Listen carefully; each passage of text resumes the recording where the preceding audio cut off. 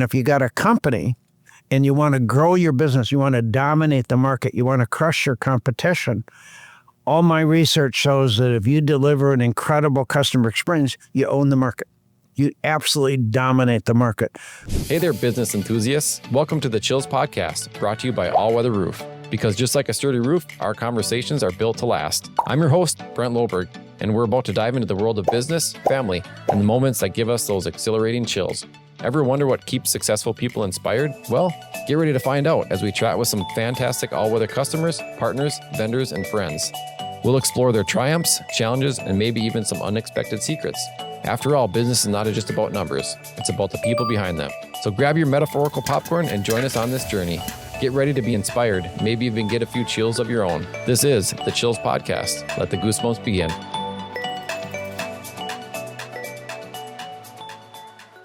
So what made you go down the path of customer service? In 1979, before you were probably born, Brent, 81. I saw organizations spending a lot of money on advertising, trying to bring people to their place of business. And as they walked through the door, I saw employees hitting the customer on the head with a baseball bat to make sure they didn't come back. And I'm using that figuratively. And I thought that was really stupid. Mm-hmm. And I thought that if you treat the customer like a king or a queen, they'd give you a lot of money and they'd come back and they'd bring their friends. That was the concept. So I said, why is customer service so bad? And I decided it's because nobody had ever been trained on customer service. There was nothing available. So in 1979, I wrote the world's first customer service training program called Feelings. And millions of people in every corner of the world, from China to Russia, have gone through Feelings. And the problem is that customer service today, I think, is worse than it was in 1979. I would agree with that. And if you interviewed the CEO of every company in the United States and you said, how would you rate your customer service? They'd all rate themselves a 9 or a 10. And then if you asked 340 million people living in this country to identify 5 companies that deliver great customer service, nobody could come up with 5. And yet all these CEOs believe they're awesome, but they don't really know how bad it really is. Mm-hmm. And do you feel it's going downhill because of social media? I think COVID gave everybody the excuse to not train people anymore, to just save money. Their concept was saving money.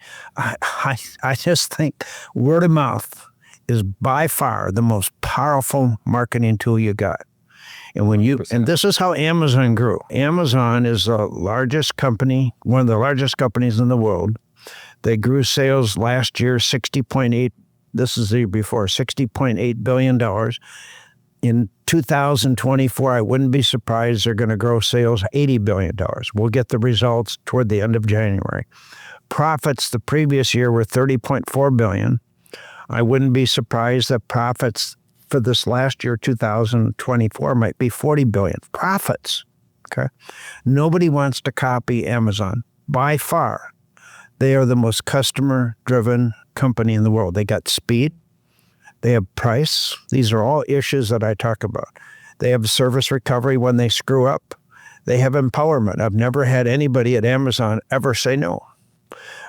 They understand the customer experience.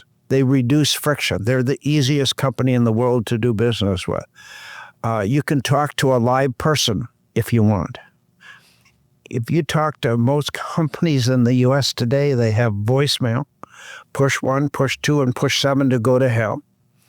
I'm working with health partners for an issue with my wife that she's got some skin cancer right now, and it's almost impossible to reach a live person. It's impossible to reach your doctor. Nobody cares about the customer. Mm-hmm. It's stupid. Copy an Amazon. Amazon understands it. Costco understands it. The Mayo Clinic understands it. Okay. The Mayo Clinic is like the Ritz-Carlton of healthcare, and all the other hospitals are like Motel 6. There's that dramatic of a difference.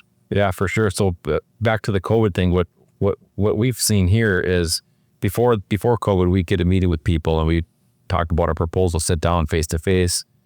run through the scope of work. And now after COVID, it's hard to get people just want to do a Zoom or they just want things emailed to them. So that's the other thing is even customers are starting to push back on that as well. I just think that, young people today are getting fired because they have no work habits. They have no social skills. So they're used to just working on their phone. They don't understand how to interface with people. And boy, if you're going to be successful today, you better have some very good work habits. And you better understand customer service because 95% of all the new jobs demand expertise in customer service. Your social skills are critical to your success. If you're looking to work in a roofing company and you just want to be on top of the roof and you're never going to talk to people, that's fine. But the real future is what are you doing with your soft skills? Where do you really want to go? And if you got a company and you want to grow your business, you want to dominate the market, you want to crush your competition, all my research shows that if you deliver an incredible customer experience, you own the market. You absolutely dominate the market. The difficulty, Brent, is very few companies today give a damn. And I don't understand why. I think it is. It's a lot of, it's just everything's at your fingertips and social media and people just want fast, where they don't want to take the slow road and build that relationship. That's what I've seen out there. I think AI is an excuse for a lot of companies to shove the customer further away so you don't have to talk to them. But, if the question is who's got the money today, is it the 19-year-old who's very social media driven, or is it the person that's 50 or 60 or 70 years old? I think the older people have all the money. And so if you want your customers and you don't want to talk to them, you're going to lose a lot of business. Mm-hmm. Yeah. I'm sure you're familiar with Gary Vaynerchuk. I'm not. He's a marketing guy. He's wrote a bunch of books about marketing. And one of the things that he recently said on one of his podcasts was you can either go full in on social media where you're doing SEO and all your website work, or you can kind of go back old school to where our grandmas and grandpas used to do business, thank you cards and visiting people and buying gifts and thanking them for the business. So there's kind of, if you're in the middle, you're going to get kicked out. So you're either going to have to go full in on social and SEO, or you're going to have to go back old school. And I like the old school approach. I think the old school is really critical to the soft skills. And, you got to be really good at it. Companies do not understand, CEOs do not understand the power of the service strategy. The service strategy, Brent, is how do you own the market? How do you dominate the market? How do you crush your competition? And it all goes back to word-of-mouth advertising.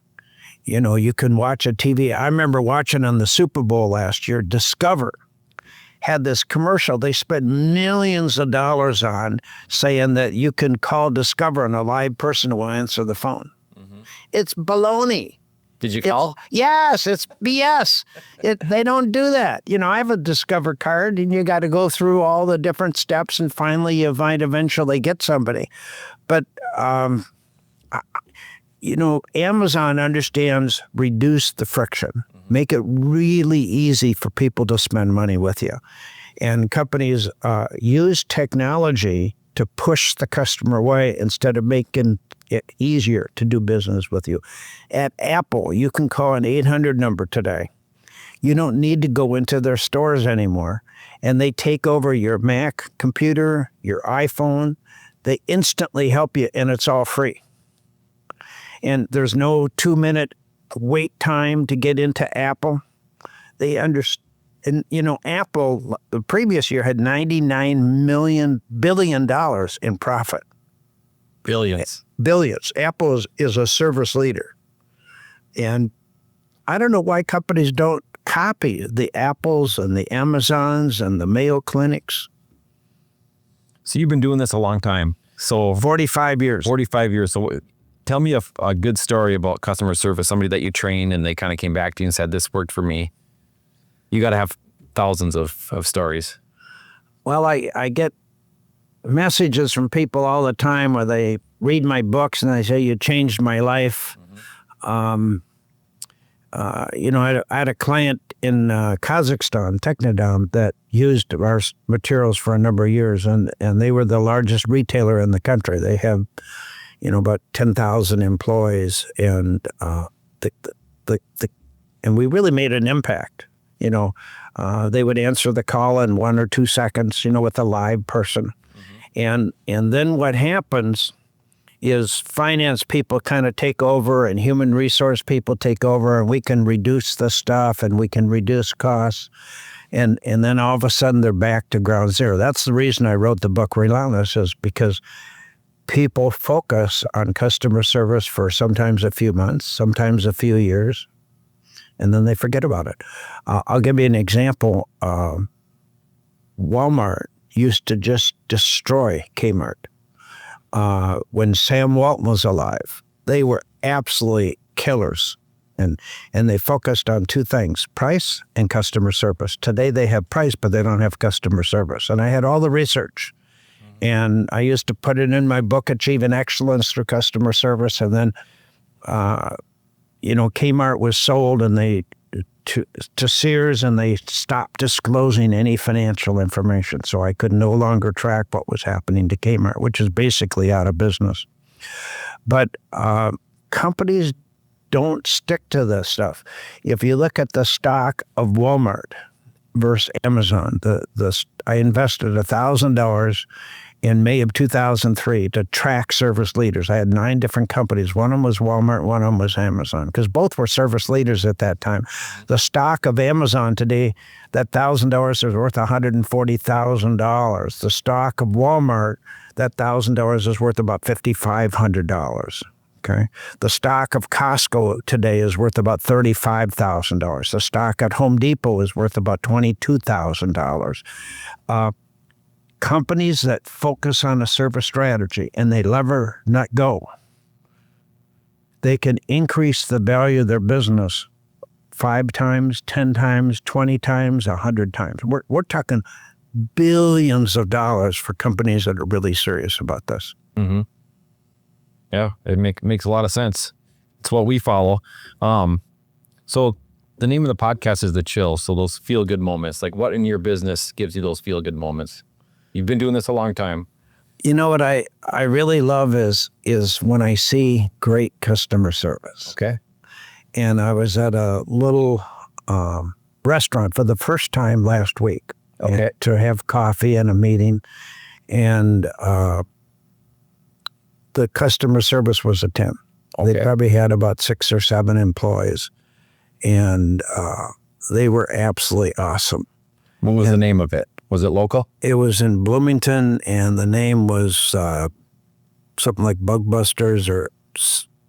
Okay. I can't remember the name. I'd never been there before, but they were absolutely awesome. And what made it over the top? They used your name. Okay. They broke all the rules that they have to take care of their customer. They provided some free cookies and desserts for us as we're sitting there having coffee. Mm-hmm. But the people constantly used your name. Okay. One of the elements of great customer service, Brent, is when you use the customer's name and you remember the customer. So think about when you fly, the pilot and the crew knows who everybody is and they know where they're sitting, but they never use your name. And if you're flying in first class and it's an international flight, the ticket could be $5,000 or $10,000. Now, if somebody sat down at your home for dinner and they were going to give you $5,000, would you use the person's name? Would you know who they are? Yes, John. But they don't do that. Sure. Okay. And there's nothing more valuable than a customer's name.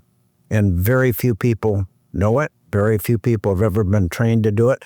If I was a wait staff person, I could easily increase my income by 20-25%, easily, just by improving my customer service skills, but most importantly, using and remembering the customer's name. That's a great idea. So when people sit down to eat, hey, what's your name? It would be very easy to say, ma'am, it is so great to have you here. My name is John. What is yours? Oh, it's Sally. Sally, have you been here before? And who's your friend, Sally? Oh, it's Jane. Hi, Jane, I'm John. And then did this at the restaurant you went to? They asked your name. And yeah, they did. And I don't think I've ever been to a restaurant where they ask your name. It's always like, hey, I'm Brent. I'll be serving you today. And that's it. So if you go to Outback Steak, they have a loyalty campaign. So when you give them your phone number, they can look up your name. But I've never, ever, ever once had anybody at Outback use my name. Never. I've been there, 50, 60, 75 times. Good service. But what would happen to the wait staff's income if they consistently used the customer's name and they remembered the customer? And then the next time you came in, you say, Brent, I haven't seen you for a month.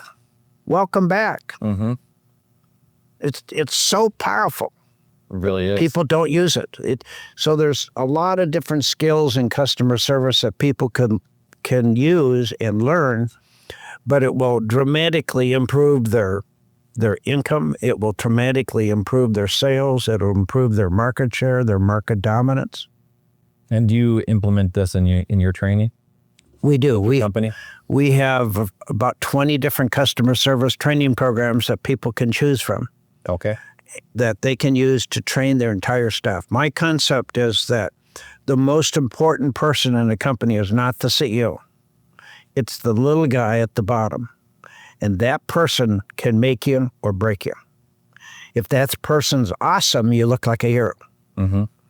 If the person is a bum, you look like a bum. Sure. And the person at the bottom in all companies is the least paid, least appreciated, least trained, and yet it's the most important person. So if you look at the whole customer experience of every organization, the person at the bottom is going to be the first one that you touch. And you want to make sure that that person is awesome. You want to make sure they're empowered. You want to ensure that they've been trained on the skills and the art of customer service. You want to make sure they have the right attitude, that they understand they're in customer service. Very few companies know they're in customer service. They think they're in banking, insurance, roofing. Very few companies understand the power of the customer experience. So it's important to get the total workforce trained and developed. So when people go to work, they understand I'm in customer service. So now that we're on what you train, give the audience a little bit more of name your company, what you do. It's Service Quality Institute. Okay. And the website is Service Quality. It's Institute, or you could go to customer-service.com. Don't forget the dash. Sure. And we'll put this up on the podcast too. So thank you. You can check it out. And so we have, a whole variety of customer service programs. We have online learning if you prefer that. I have books you can buy, or you can buy them on Amazon. I got 8 different books. And we do 4 things. We change attitudes of behavior. If you can't do that, you're not into the game. Okay. Intellectually, there's not a single person that does not know customer service is important. They just don't do it. The second thing is you got to teach the art, the skill. It's not complicated, but it's a skill. And then the third is you got to build employee morale and attitudes. People love their job. They're more effective. They go to work. Right now, there's a lot of people that are not engaged. Some people just show up, and their heart is not in their job. And then the fourth thing is we drive sales. I remember when I first started, I had AT&T and U.S. West Telephone Company and Coast to Coast and True Value Hardware. All these companies were using our programs, and they had very significant increases in sales. We took Zellers, at the time the largest retailer in Canada. We increased their sales 19%. Wow. So this is hundreds of millions of dollars in revenue. But today, people just kind of have lost their focus on customer service. So it's an opportunity for a company to say, I want to do something different. Now, here's the other thing is when I talk about service strategy, Brent, if you sat down with all your competitors and told them what you're going to do, why you're going to do it, what you expect to be the results, nobody will copy you. They'll all say you're a nutcase, you're stupid, you're wasting your money, but they will never copy you. Now, if you took your number one item and you said, I'm going to reduce the price by 25% starting February 1, everybody would copy you within 24 hours. If you had a new store design, within 3 to 6 months, people are going to start copying you. The service strategy gives you a 10 to 20-year lead time over your competition. Look at Apple. Nobody competes with Apple. Look at Amazon. Nobody competes with Amazon. Nobody really competes with Costco. Give me another example with Costco and Walmart. Walmart has a wholesale buying club called Sam's. Mm-hmm. The Costco store sales are virtually double every store within Sam's. Wow. And there is a unique difference between Sam's and Costco. The customer experience is much stronger at Costco. If you go into Sam's, they might have one live person at a checkout counter. And in that live checkout counter, it might take you 5 or 10 minutes to finally get cleared. If you go into Costco, there could be 10 lines that are open, and they have 2 people at each line.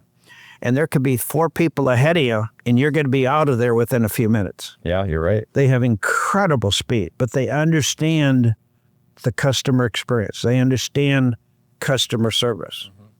So, that's really what I talk about. It's just a very powerful strategy that companies can use if they want to dramatically increase sales. And all of our material, by the way, is affordable. It's not that expensive, but you have to be willing to invest in developing and training your total staff. Total staff. It can't be 10 employees if you got 100, or if you got 1,000 employees, it can't be 100. You got to focus on the entire company so that everybody is customer driven. Mm-hmm.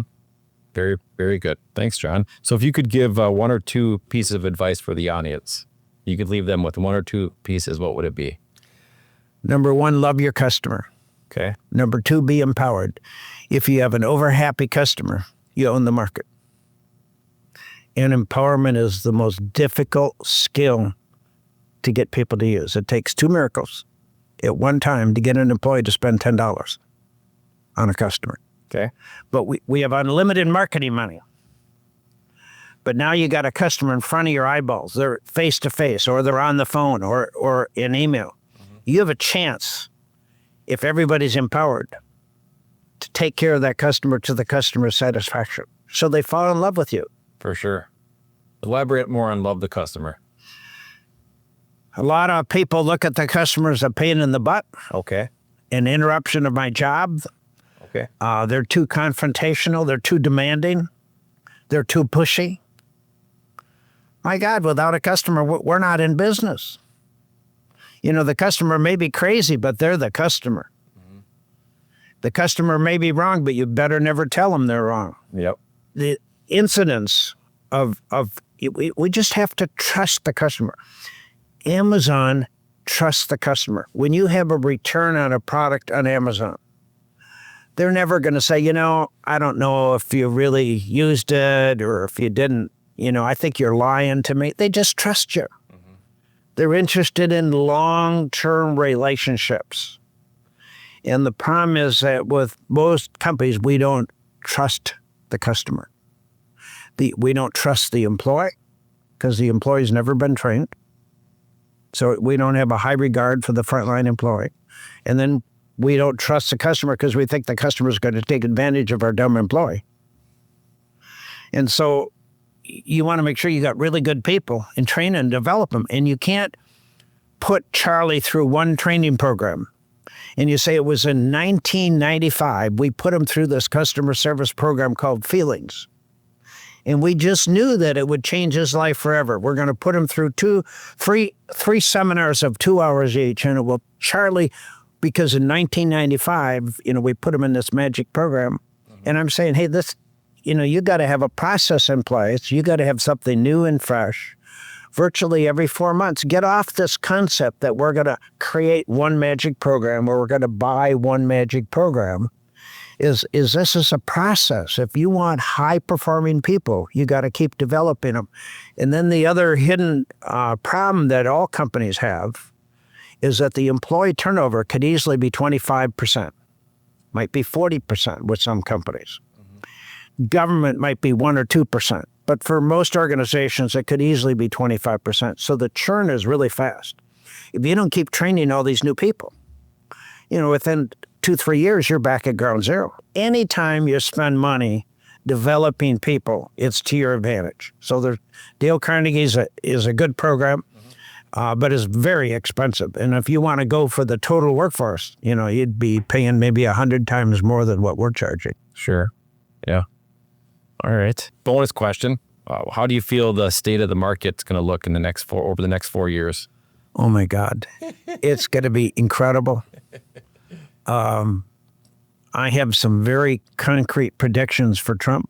Okay. I think starting January 20 is going to be the most significant change, and the future of the world is going to be dramatically better. We're going to eliminate the wars.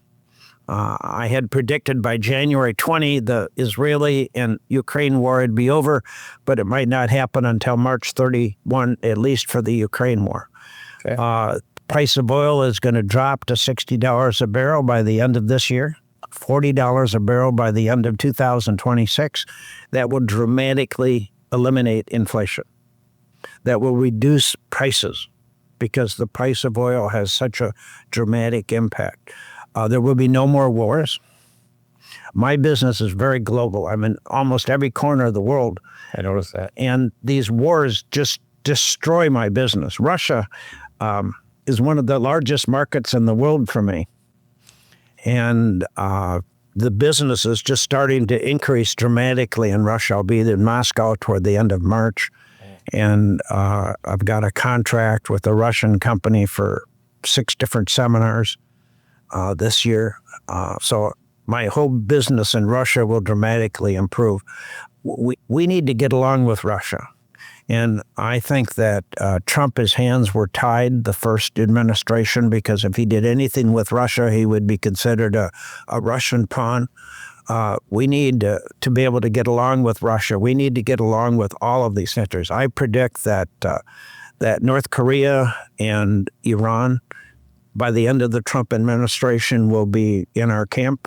And I'm just very optimistic about the economy and world peace and the growth of the entire world. The U.S. will once again become the most powerful country in the world and will maintain that. I did see you met President Trump. I did see that. I know for a fact on your Facebook. How was that? That was great. I met him twice, okay. And I'm a big admirer of Donald Trump. I'm a huge fan. On Inauguration Day, we have a big party at our house with 40 to 50 people coming. Champagne party, in fact. Oh, nice. Because it starts at 10 a.m. You're welcome if you want to come. All right.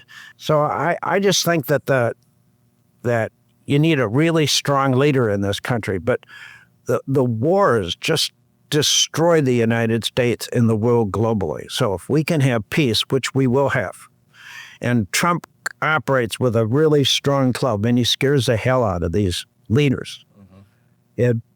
I just think he's awesome, and I'm very excited about the next 4 years. All right. If I came to that, could I meet Pat? Yes. Maybe we could talk. You see the skis in the wall. I saw you were also at Vail. Do you still ski? Yes, I head out there on the 22nd of this month, January, and I'm going out again in March. I was there in December. Okay. In Breckenridge skiing. Breckenridge is great too. I hope to get in, 15 days of skiing this year. Okay. Do you always stick around Summit County, Vail, Breck? Yes. Okay. I have places that I own in Vail. Okay. Timeshares. Sure. But they cost about $5,000 a year in maintenance fees. Oh, do they? Do you get the Epic Pass and to go to? Yes. Okay. I have that too. It's a great one. We're actually going to Park City in middle of February. There's a place outside of Salt Lake City, the opposite direction of Park City. I'm trying to remember the name of it. It's incredible skiing. Okay. It's not Alta, is it? No, it's the opposite direction. Okay. And there's no resorts there. There's no housing there. There are no restaurants there of any significance. So it's just a little ski town. It's a huge ski mountain. I can't remember the name of it. That's what happens when you get older. You forget the names. But okay. Is it part of the Epic? Is it part of Epic, or is it just so it's kind of quiet? Not a lot of people go. Not part of the Epic. You heard the story of how Park City was bought by Vail, don't you? No. So Park City had a contract for like $270,000 a year for leasing the land. Okay. And the person at Park City, the clerk, never sent in the renewal on time. So it was, a week late or something like that. And Vail came in and offered, millions of dollars. So instead of like $275,000, it's millions of dollars. So they didn't renew and there's two parts of Park City, the mountain and then the actual city. So Sure. I think it was the mountain that they bought, Wow. Vail, and they ended up suing each other and finally negotiating, and Vail bought out the whole works. But it was because one employee who was probably paid $30,000, $40,000 a year was lazy and didn't submit the application and the money in time. There's a customer service story. By a week or two. So they lost the whole works. Wow. I never knew that. I knew Vail bought Afton. Yep. And they bought, are you familiar with the movie Aspen Extreme? No, I haven't seen that one. That was, the movie started in Detroit, Michigan. There's a small ski area called Mount Brighton. And then they moved to Aspen and they become ski instructors. But Vail bought that little resort in Michigan as well. Now, here's an interesting story when we talk about customer service. Vail used to be a 10 on customer service. It was the most customer-driven ski mountain in the world.